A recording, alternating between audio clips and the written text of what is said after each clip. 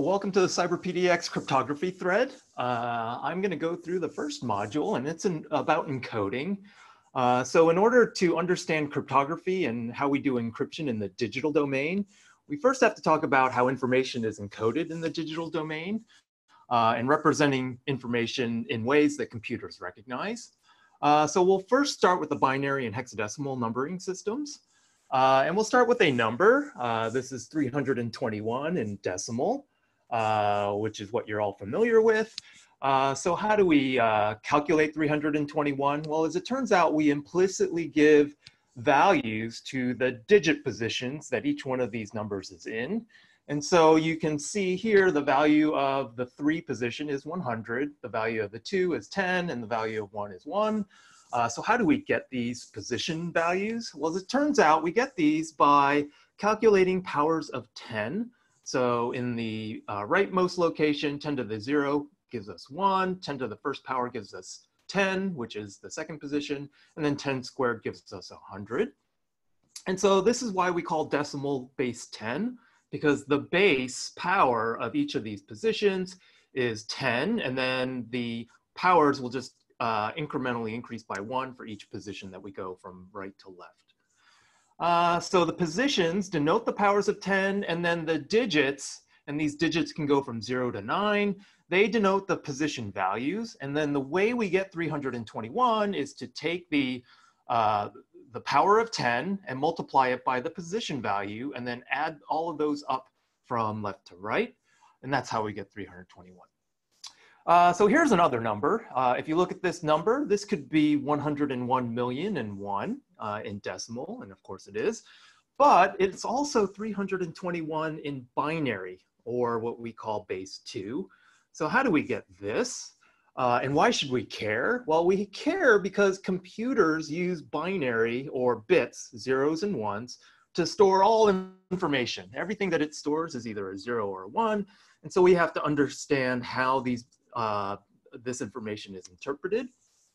And so we'll take this number and then we'll explore what it means in binary. And in the binary number system, just like the place values for base 10 are 1, 10, and 100, the base values for binary are 1, 2, 4, 8, 16, and so on. So you see that each position doubles the previous position.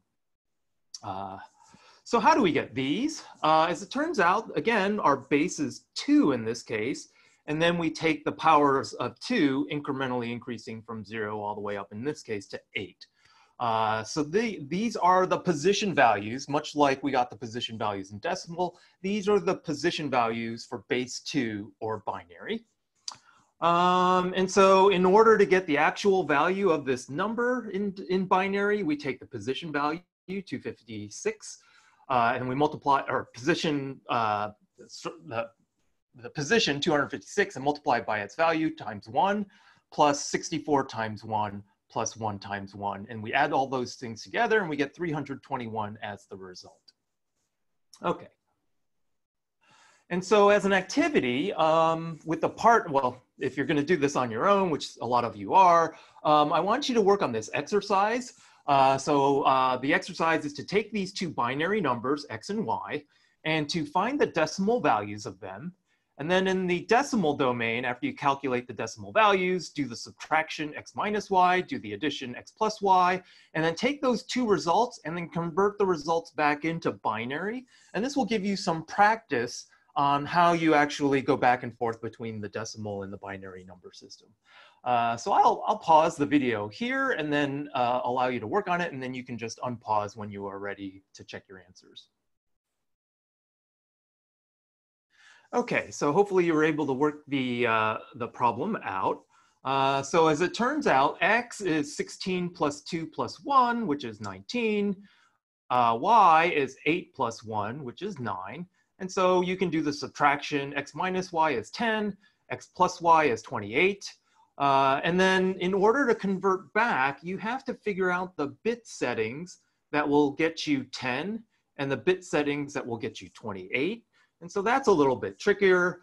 And you can calculate the largest power that is less than your number set that bit, and then subtract that power off of it. And that's basically the iteration that you can do to calculate these numbers. So 28 is 16 plus 8 plus 4, and that'll get you exactly 28. And then 10 is 8 plus 2, and that will get you 10. Okay, so hopefully you're able to get that far. So let's continue. So this is a number 141 in decimal. But this also, if you consider the hexadecimal numbering system, this is actually 321 in hexadecimal. So how do we get this? So if you recall binary, and I'm going to show you a little shortcut. In binary, the number 321 looks like this. So it was 101 million, but we're going to pad this out with a couple of zeros, leading zeros, just to, for the sake of this example. If you look, in binary, this number is 101, 000, 001. If you take this binary string and chunk it up into collections of 4 bits, like we do here, then it's 0001, 0100, 0001. And this, if you take each one of these collections of 4 bits, will give you 1, 4, and 1. So this is hexadecimal. So we can also encode this as 0x141, where 0x denotes that this is a hexadecimal format rather than a decimal. And so another way you can calculate this number is 321, is to do the same calculation as we were doing for the decimal and the binary calculation. So in this case, we have a 1's position, we have a 16's position, and we have a 256 position. So how do we get those? So these are powers of 16, 16 to the 0, 16 to the first power, 16 squared. And this is why we call it base 16 sometimes, or hexadecimal. And so the way we get the actual value is to take the value of the position, multiply it by the digit. And so in this case, 1 times 256 plus 4 times 16 plus 1 times 1 will end up giving you 321. Okay, so one of the things about the hexadecimal representation is that we need more ways of denoting digits. So in binary, so a base 2 system, the bit position needs to be one of 2 values for base 2, 0 or 1. In decimal, the position can be any number of, any one of 10 values, and that's 0 through 9, the digit values I'm talking about. And so in hexadecimal, in order to encode 16 different values for each position, we need 16 things to represent the position. And so in order to do that, we use the first 6 letters of the alphabet, A, B, C, D, E, and F. And so in hexadecimal, you'll see that the numbers will go from 0 to F, where it goes from 0 to 9, just like in decimal. And then the value for hexadecimal A is actually in decimal 10. B is 11, all the way to F, which is 15. Okay, so let me show you an example of that. So here's a hexadecimal number, it's OCD. And here are the positions of OCD. It's 256, 16, and 1 underneath.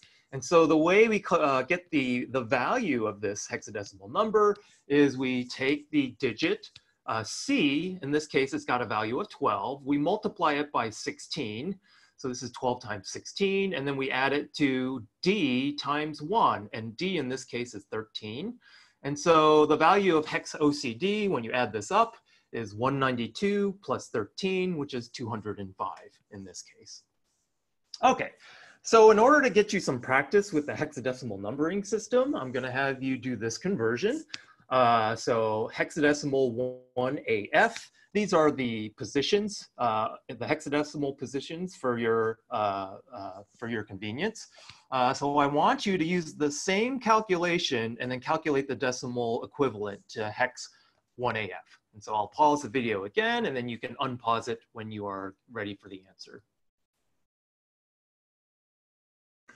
Okay, and so for this number, the way you can calculate the decimal number is to take the position 1, or position 256, multiply it by 1, and then you add 16 times what the value of A, and if you look at this table, it's 10, so this is 10 times 16. And then this is 1 times F, which is 15. And then if you do that multiplication and add it up, you get 431 in decimal is what hex 1AF is equivalent to. So I hope you were able to work through that problem. So the next thing I want to talk about is something called ASCII. So here's another hexadecimal number.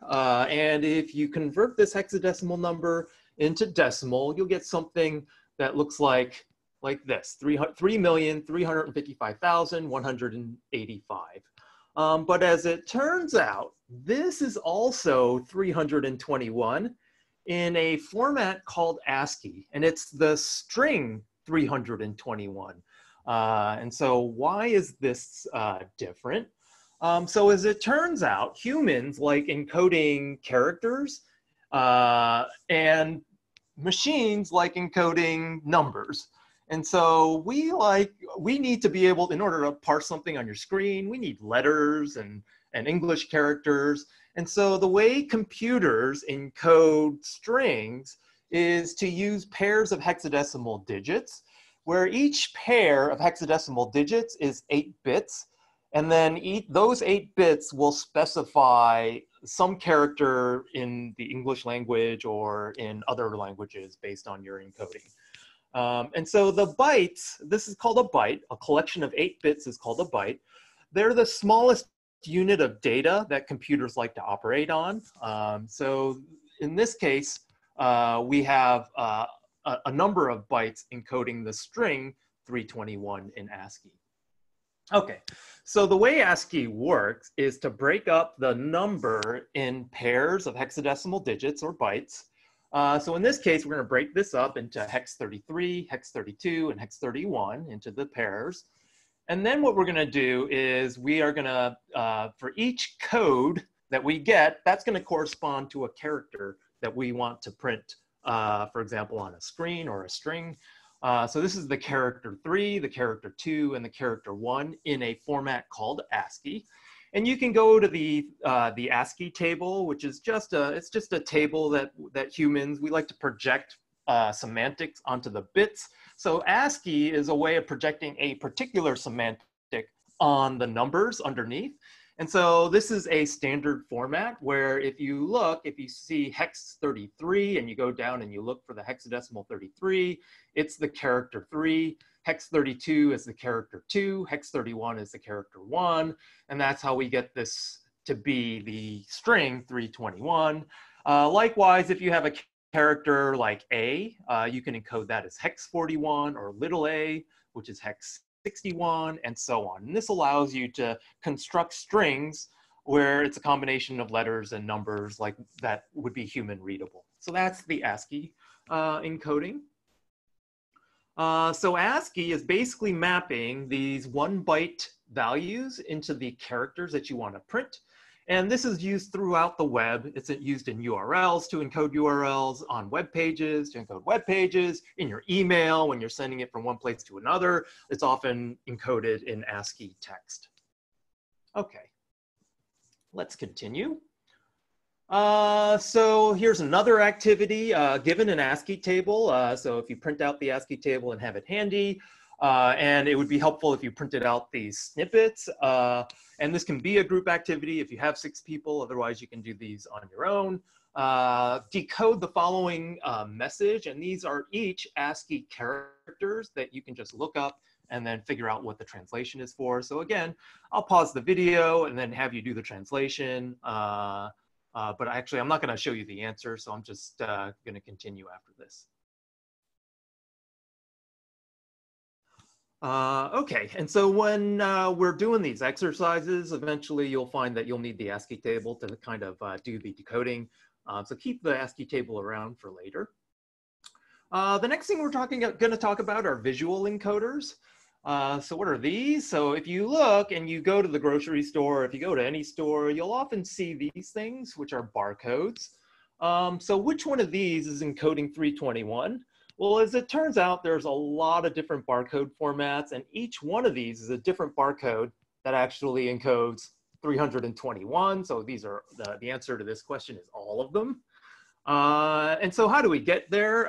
So as it turns out, this is an example of one of them, code 39. And the way this is done is to encode the bits in binary, 0 and 1, to encode those as different width bars in this barcode. So in this encoding, a wide bar means, a wide black bar means 1, a narrow bar means 0, plus different spacing is done to basically separate the characters. And then you map these patterns to a character set. So in this case, if you wanted 321, you would have to use this pattern first, and then this pattern, and then this pattern, which is what has happened here. So in this case, there's the 3. If you look at the pattern closely, there is the 2, and then there is the 1.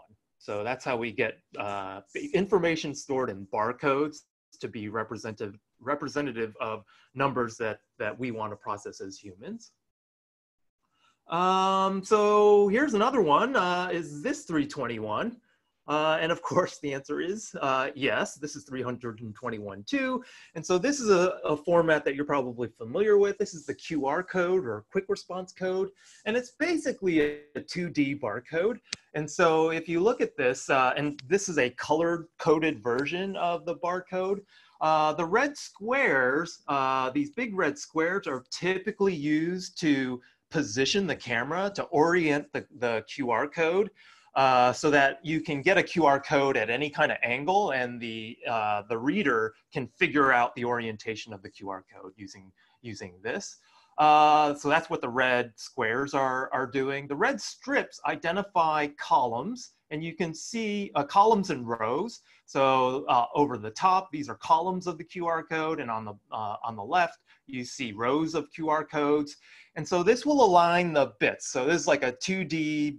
The 2D barcode means that each one of these bits in the middle is a single bit of information, either 0 or 1, and that's why the QR codes are typically black and white. There is some meta information around the QR code. So like the green denotes the data type that's encoded in this barcode, whether it's text or URL and these sorts of things. There's a standard that defines all of this. And then the blue is the version of the QR code that you're using, but effectively this is basically a way of getting binary information from this format into a computer that can use it. Okay. Skip that. Okay, so the last thing I'm going to talk about is something called steganography. So the question is 321 anywhere in this image? And this is the logo of Portland State University. And so maybe this will help. And this is a link to a site, so a URL to this image. And then there's something here that is this a site, and I'll go to this site now. I'll share the screen to show you this. Actually, hang on. And so if you go to this site, it's an image metadata viewer, and you take that URL. Let me see if I can get this bigger for you to see. And if you take this URL, what this site will do is it'll pull this image and examine the metadata inside of that image. So the metadata is data that you really can't see. The visual data is part of this image format. But as it turns out, every image, when you collect an image, will have all sorts of information about how it got collected. For example, on a phone, it has the geographic location where the picture is snapped. It might have the altitude. It might have all sorts of the aperture, the actual device that captured the image. So all of these different things are stored in metadata. And so if we take that URL and we ask this site to pull it to dump the metadata, then what we can see when we view the image data, we can see that within this URL, you can see there's 321 all over this. The latitude's 321, the longitude's 320. This is nonsense. You can set the metadata however you like. The altitude is 321, and so this is what we call steganography, where you're trying to hide the data in places where perhaps a regular person might not look. So that's just a simple example of steganography that I wanted to show you.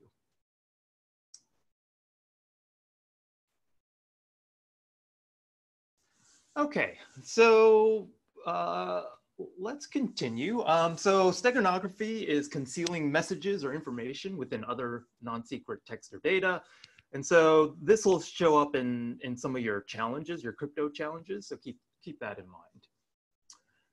Okay, now for the exercises throughout this set of modules, we're going to have you reinforce what you've learned by applying this to solve a set of CTF challenges. So this is a little game that is included with this curriculum. And so the challenges accompany the curriculum. I recommend printing out the challenges from the website, and these are printouts that contain 24 numbered puzzles. The puzzle solution is typically a lowercase key, a lowercase word or set of words that will unlock the corresponding diary entry. And so the diary is 4's encrypted diary, and then each one of these keys will unlock one day of his diary. And so these are password protected PDF files is the diary, and then the key will unlock that. And then within the PDF file, you'll see another challenge within a challenge. And so you will read the PDF, you'll try and figure out what it's asking you to find. And then the answers will be in capital letters. And so the answer key for the flags that you're supposed to figure out by doing like Google searches or doing your own research, we have a site that will validate those answers, but we could also give you an answer key towards the end, just so that you can be sure that you found the right answer. In order to solve these challenges, I would recommend installing barcode and QR code scanning software so you can successfully do the scans of them as needed.